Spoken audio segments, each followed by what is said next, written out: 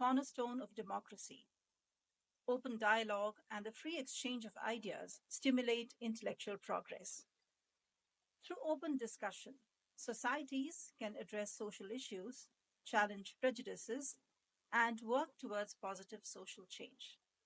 Hi, I'm Tej, and today we delve into the dynamic realm of free speech and open discussion.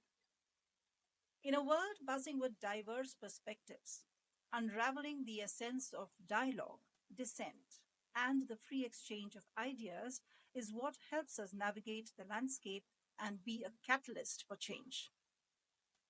Let us understand how platforms like the City Club of Cleveland have been instrumental in fostering unfiltered, unrehearsed discussions for over a century.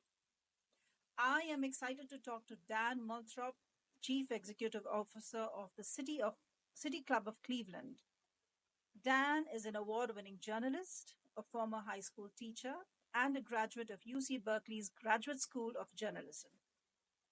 Dan was appointed to the City Club's helm in 2013 after many years as a member, volunteer, and frequent forum moderator. Dan is also the former host of 90.3 WCPN's Sound of Ideas and co-author of the best-selling book Teachers Have It Easy: The Big Sacrifices and Small Salaries of America's Teachers. This book provided the basis for the 2011 documentary American Teacher. Welcome to Chezuba Talks, Dan. Thank you so much, Tej. It's great to have you. Dan, free speech and discourse isn't just a tool, right? It's an art. Can you share more about the founding principles and motivation behind establishing this club? Sure. You have to go back a while to 1912, when that's referred to as that's the sort of the tail end of the progressive era in U.S. history. That was a moment coming out of the Industrial Revolution and the huge expansion in America. The progressive era was a moment where the communities, and largely municipalities, cities, began to think about how they could better govern themselves. And the thinking was that city clubs were established in almost every major city in America. And they were sort of crucial pieces of civic infrastructure that kind of sprung up organically as places where citizens could engage around issues and help municipal governments to function more effectively and root out graft and corruption. The City Club of Cleveland was relatively late to this effort. There were already city clubs in Boston and New York and Chicago, and I think Chicago, maybe, St. Louis, San Francisco, a bunch of other places. And it was somebody who'd been a member of the City Club of St. Louis, actually, who brought the idea to Cleveland.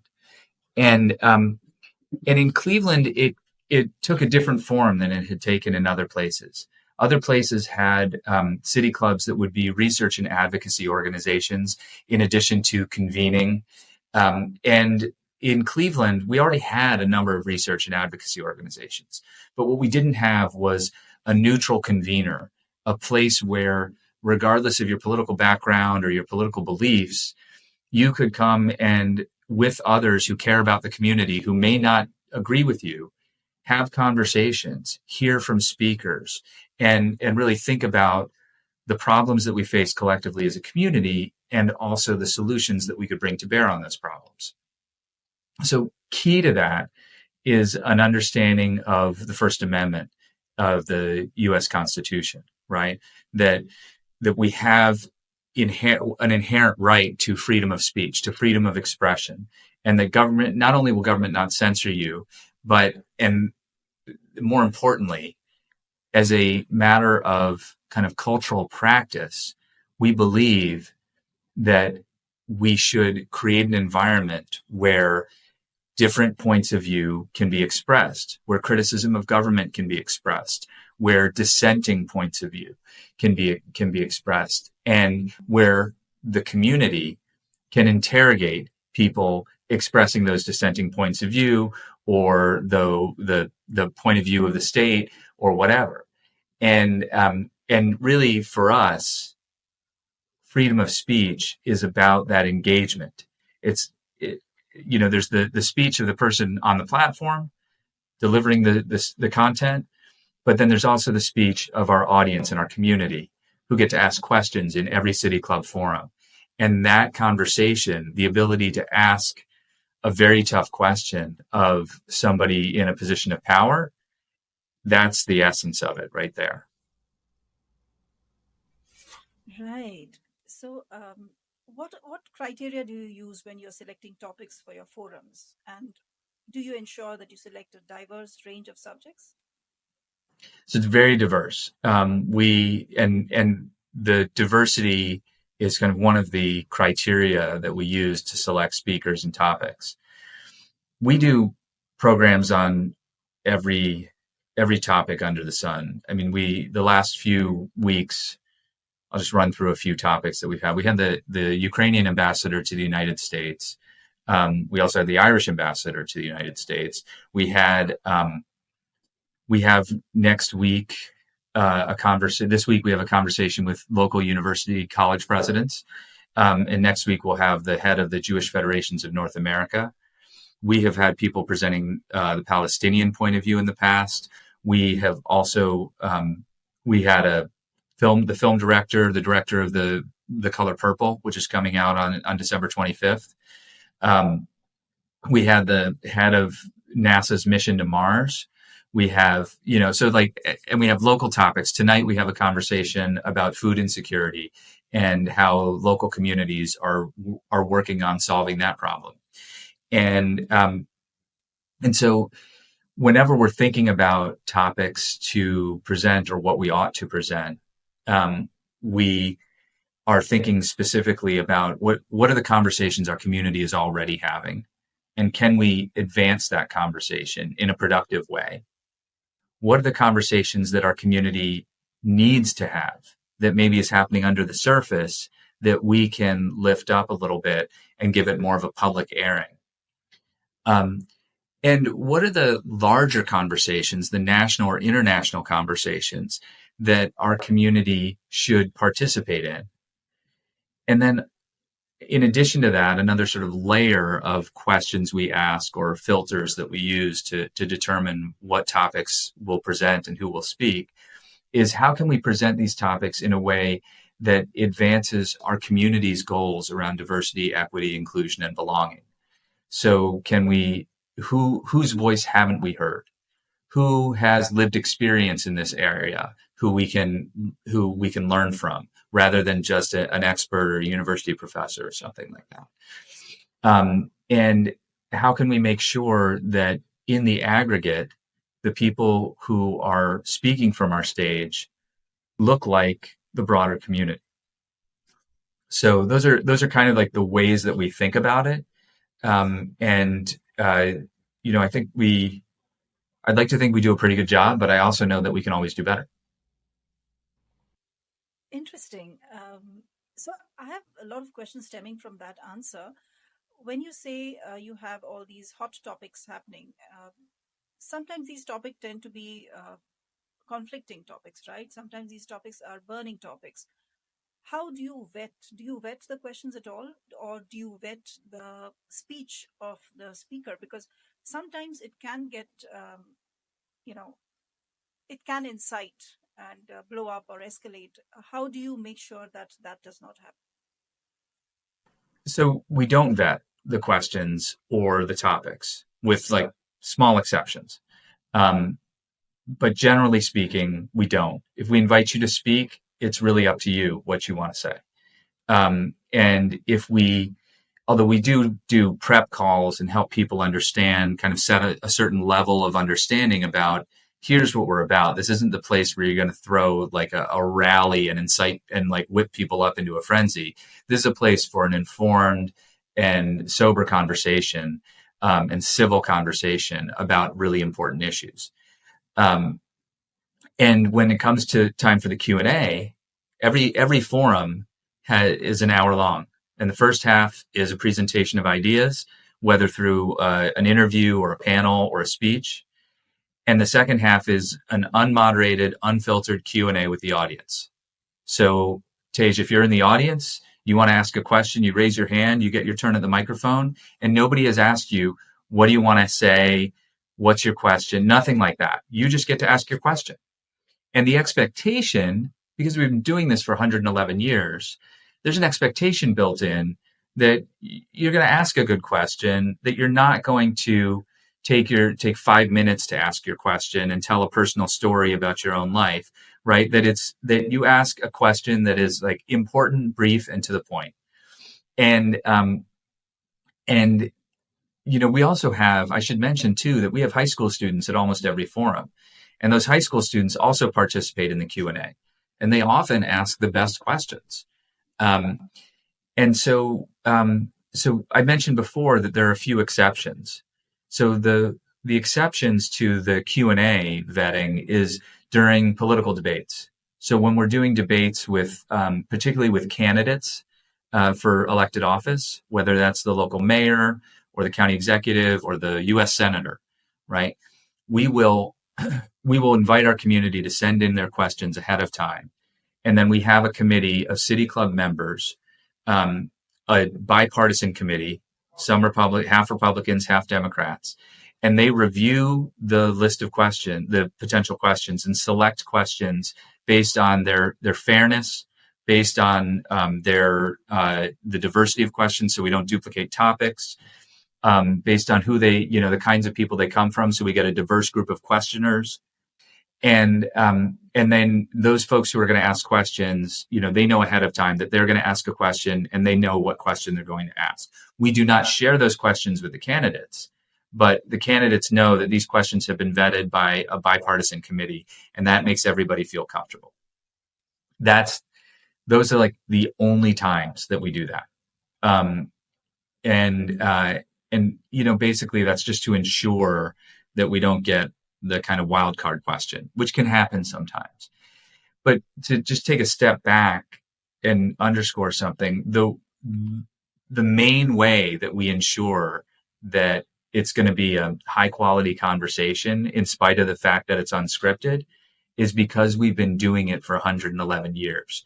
And there is a practice, a well-honed civic practice here that people understand, like, it's the City Club of Cleveland, and you don't mess around.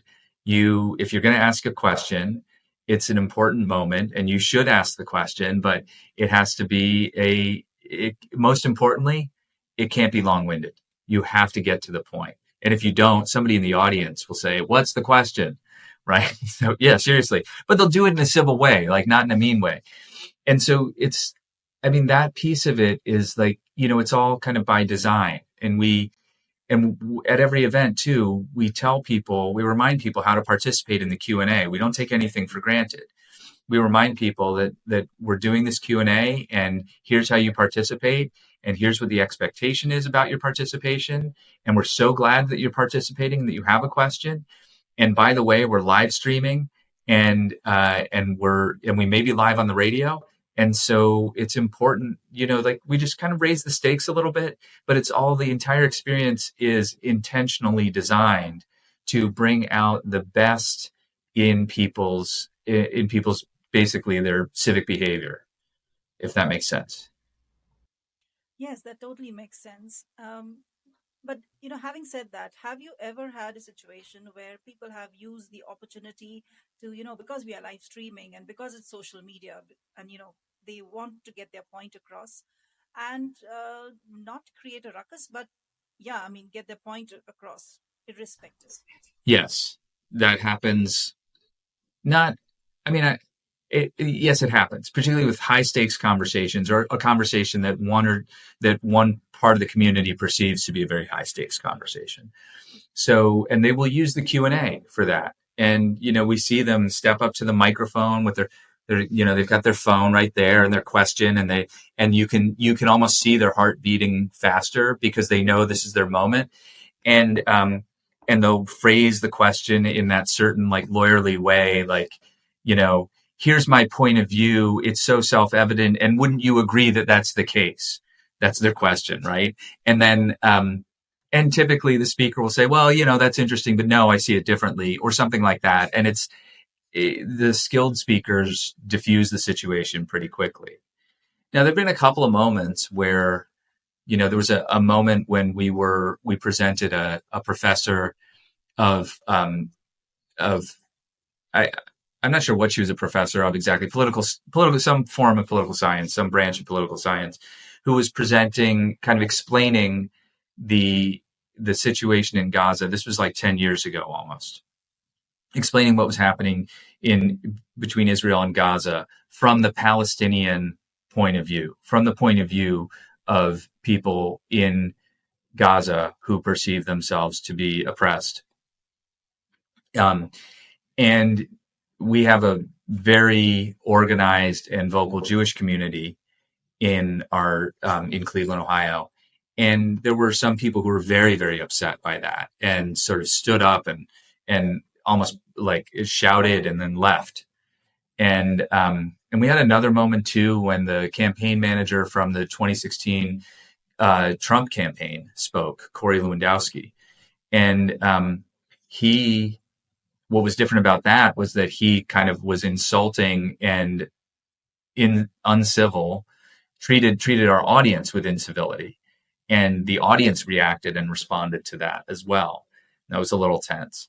So yeah, we've had moments that have been upsetting, but I'll tell you a story from our history that goes way back in the 1960s.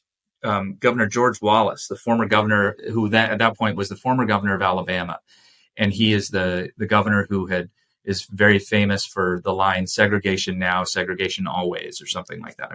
I'm paraphrasing, but he was a segregationist. He was a racist. And he was invited to speak at the City Club of Cleveland in the mid to late 1960s. And he was on kind of a rehabilitation tour, sort of a tour around the country where he was kind of exploring the possibility of running for president, I think. And his message was essentially like, I'm not as racist as you think I am. I'm sorry, I shouldn't have been so racist before. Like that was his whole deal. And people in our community, City Club members, people who every year would pay money to the City Club to be a member of the City Club, were protesting his appearance. They were picketing outside the City Club. And there were people who were counter-protesting as well. So next to a guy, I've seen the photos from this, next to a guy holding a sign that says, "Wallace, go home," is somebody holding a sign that says, "Cleveland is Wallace country." And it was an upsetting or a troubling moment for a lot of people. And a few minutes before the program was supposed to begin, these protesters put their signs down and came inside and bought a ticket to sit down and participate and listen. And they did. They put their signs down outside. They came in and they listened to the speech. And then they participated in the Q&A. And many of them asked the governor very, very difficult questions.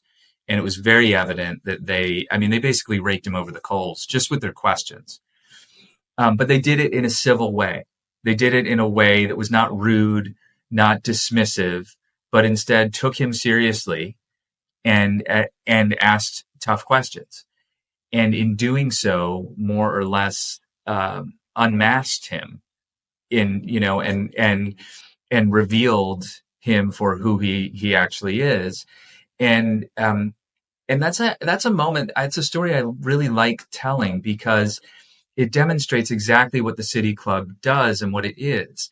And that our members are people who care passionately about the community, so much so that they may even protest a speaker, but then they will also show up to listen to that speaker, knowing that they may disagree with them, sometimes surprising themselves with the points of agreement that they find, and then asking tough questions and holding that person accountable for the consequences of the beliefs and the things that they've said. Freedom of speech is important, but it doesn't absolve you from the consequences of your speech. So if you are going to engage in freedom of speech, then the deal that we make with you is that you also have to defend your ideas. You also have to explain your ideas. And that's really important as well. So So those are, those sorts of things are a part of our tradition, and they're a very proud part of our tradition. Let's take a break to understand what Chezuba is. Everyone at some point ponders on how this beautiful life can be made more meaningful. Maybe you're a leader trying to enhance your employees' experience at your organization. Or you already work for the community and seek volunteers with state-of-the-art skills to strengthen your nonprofit. Whatever your situation, know that you can make a difference. Chezuba began with this very vision, a vision to facilitate every skill and every passion in the world in meeting a social need. Corporate volunteering has several benefits for both businesses and organizations. In parallel, experienced and enthusiastic volunteers join NGO workers, enabling them to serve the community more effectively. Chezuba offers everyone looking to add purpose and meaning to their lives a chance to connect or volunteer virtually with nonprofit organizations from over 100 countries around the world. Visit www.chezuba.net and explore opportunities to find meaning. Chezuba, your platform to do good. And now, back with our guest. Wonderful. I love that sentence about, freedom of speech doesn't absolve you of the consequences of your speech. So as CEO, tell me, Dan, have you been in a spot? How challenging is it for you to manage this club? It's Tage, it's always challenging. I mean, that's the work is never it's never easy, but it is also essentially like work of it's humanity. It's like it is essentially about human relationships and making sure that people can feel heard. One of the most important things that we can do to diffuse tension when there's a topic that is really, really has people really inflamed is to invite people to speak, right? Invite people into the conversation. If you are on the outside and you're not allowed in, it is easy to get angry and to shout and protest and scream and wave your signs.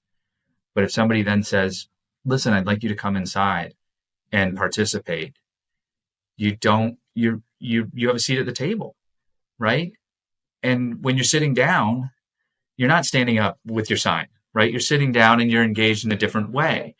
I mean, this is all sort of a metaphor, but it's when you have a seat at the table and a voice in the dialogue, we've created an opportunity to lower the temperature and then to hear one another again and examine one another's thoughts and empathize with one another's essential humanity. And that is so important. And that's the approach that we take. When we had our ribbon cutting here, we have a new facility here where we moved in Cleveland, Ohio. If any of your listeners and viewers have ever been to Cleveland, Ohio, they've been to Playhouse Square, and we've recently moved to Playhouse Square, and we're very excited about this new facility. And when we had our ribbon cutting at the end of October, there were protesters, and the protesters were there.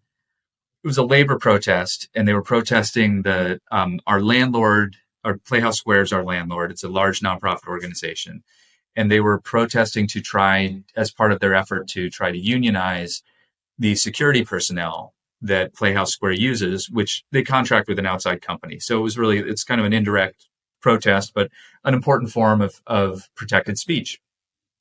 And prior to, we were doing this ribbon cutting and we were doing this, having, some remarks and all of that. And so before we got started, I went over and I talked to the protesters. And I said, listen, I'm so glad you're here. What can I do to make sure that your voice is heard? And what should I expect? What's going to happen here? And we had a conversation about it, and they protested. They were visible, but they didn't disrupt what we were trying to do. They just we just kind of worked into it. And then a couple of them came, we were doing a forum right after that, and 2 or 3 of them came in, and during the Q&A, one of them asked a question of our guest about the issue that they were concerned with. it was great. Everybody got heard, and and and there was no what might have otherwise been like an antagonistic thing became a, not exactly a collaboration, but it became a moment where everybody could be heard and could have a seat at the table and a voice in the conversation. Yeah, I get that. So I would say a little bit of diplomacy, a little bit of negotiating skills, and some part of understanding goes a long way in making a situation tolerable. I think that word that you just used, Tej, the diplomacy, is so important, because especially today when there are wars around the world that are are surprising almost, because like surely we understand at this point that wars always end in the same way. They always end with diplomacy, and they always end with more lives lost than anybody wanted. And if we know that wars end in diplomacy, like wars end in diplomacy at a moment when people are done with all of the death, couldn't we just cut out the death and move right to diplomacy? Um, you know, in the end, every conflict is resolved through conversation. After, sometimes without violence and sometimes after violence, but ultimately it comes down to the conversation, and the conversation is essentially like that is diplomacy, and that is about recognizing our one another's essential humanity, and that is essentially what we're trying to practice here. Right. All right. So, can you now let's talk about how you live stream your forums. Do you also live stream your forums, and what is the importance of having digital or technology in the discussions that you have? So we do live stream. We live stream just about 100% of our programs, and we do about 100 programs a year. And the reason that we do that, I'll tell you, if you go back in time, like to our founding and our history, when we first began, we only did one forum a week, and we probably only did that for 40 weeks a year, right? Eventually, we grew more and more, and we would have, and in 1928, which was just 2 years after radio came to Cleveland, we started a live weekly broadcast, a live broadcast of our weekly forum. And we've had a live broadcast of our weekly forum on the radio since 1928, which is crazy to think about. So in 1928, we were an organization committed to innovation and committed to lowering the barrier for entry into civic dialogue. So even then in 1928, and maybe there were a few thousand people with radios in the greater Cleveland market, those folks who were listening, they could ask a question. We would provide a phone number, still the same phone number, 216-621-0082, and people could call in with their question, and whoever was on the phone would write it down and would hand it off to somebody in the forum so that they could ask the question, so that a listener in their home could ask a question during the Q&A. And so today, now we live stream our forums. We still have the live weekly broadcast, but for all the other forums that aren't, for all of our forums, they're live streamed. So you can watch them from your desk, you can participate, and you can text your question in, or you can tweet your question, or you can submit it on Threads or whatever your social media platform is. And we work those questions in. And the reason that we do that is that we know not everybody can afford the ticket. Not everybody can make it downtown to the event, but we know that the conversation is actually important to far more people than have bought tickets to an event. And so that's why we're committed to doing that. It is a substantially increased cost, but it's our mission. Our mission is to create conversations of consequence that help democracy thrive. And a conversation is much more consequential if there are 1,000 people listening than if there are 100, right? And democracy thrives when more people feel that they have a voice in the conversation and a seat at the table. That's wonderful. That's amazing that you have such a long running radio show. And really, it's interesting to know that so many people would pitch in with their questions. One question that arises from this is, when somebody has spoken at the event, can that person be quoted as saying, having said that? Can somebody use the content as a reference? Yeah, yeah, everything's on the record. Our events are explicitly that way. Last year, or earlier this year, rather, in May of 2023, we hosted Bill Barr, the former Attorney General of the United States. He served under Donald Trump, and he had also served under George Bush, the first President Bush, and as Attorney General. He's one of two people in American history who have served as Attorney General under two separate administrations. Anyway, when I was recruiting Bill Barr to come speak, I was talking to him on the phone. And he said, I don't know. I usually only speak to business audiences, and these are usually off the record. And I said, sir, I'm sure off the record Bill Barr is amazing, but I'm pretty sure on the record Bill Barr is pretty good too. So let's do this. And he was willing to do it. And he said at that event, the very last question that he was asked was very straightforward. Is Donald Trump fit to be president? And Bill Barr, who had served under Donald Trump, said, I'm paraphrasing here. I'm not going to answer that question directly, but I will say this. If what you like is Trump policy, Donald Trump is the last person capable of delivering Trump policy. He'll deliver chaos and he'll deliver division, but he will not get you the policy you want. And within about 30 minutes, that quote was all over the internet, and the clip was all over the internet. And on Monday following, that was on a Friday, and on the Monday, it was Friday the 5th of May, and on Monday the 8th, on the editorial pages of the Wall Street Journal, the lead editorial opened with, last Friday at the City Club of Cleveland, Bill Barr told the audience, blah, blah, blah, blah, blah, what I just said. And then it said, every Republican voter should heed the words of Bill Barr. And so, so what we say, what happens at the City Club is on the record. And that's partly why people seek us out. So when Janet Yellen spoke at the City Club in I want to say it was 2015 or 2016, that was covered not only by national media, but also by NHK in Japan. When Robert F. Kennedy spoke at the City Club in 1968, he did the day after Martin Luther King was assassinated. He used it as an opportunity to speak to the entire nation. And in the photos from that event, I used to have a photo of it here in my office, but I don't. But in the photos from that event, you can see like 4 or 5 microphones on the podium from NBC and other news organizations, because he was speaking to the entire nation at that point. So yes, they're open. They're on the record. We have an archive that goes back to the 60s, and people do go back into that archive as these are public events. You can hear in 1973 Joe Biden's first appearance at the City Club.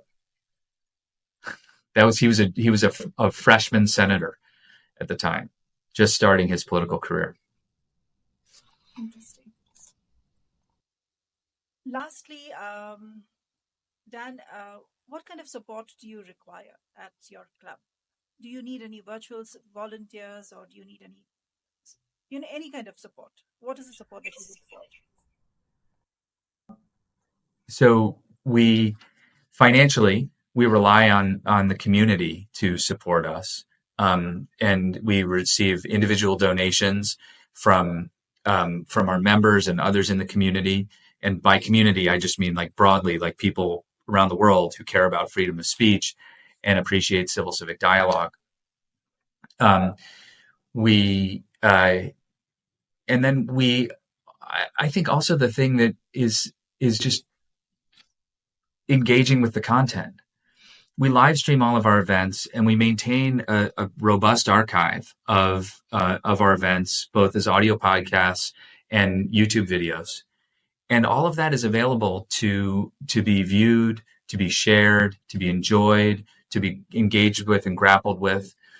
And sharing those things is a form of it's a form of engagement that also helps. And, right now we don't have sort of virtual volunteer opportunities. There could be, if somebody had an idea for a project, to produce interesting content out of our archives or something like that, I'd be very interested to talk about it. But right now, the most important thing you can do is, if you want to participate, is support us financially and support us and engage with us. Tune into the live stream or watch it on your own time. Send us questions and participate. Well, that was great, Dan. Thank you so much for taking the time to talk to us. This was a very engaging talk. And I feel, in a sense, free speech is not just a legal or a political concept. It's a fundamental human right? It underpins the fabric of open, democratic, and progressive societies. Thank you very much for joining us today. Thank you so much for having me, Tej.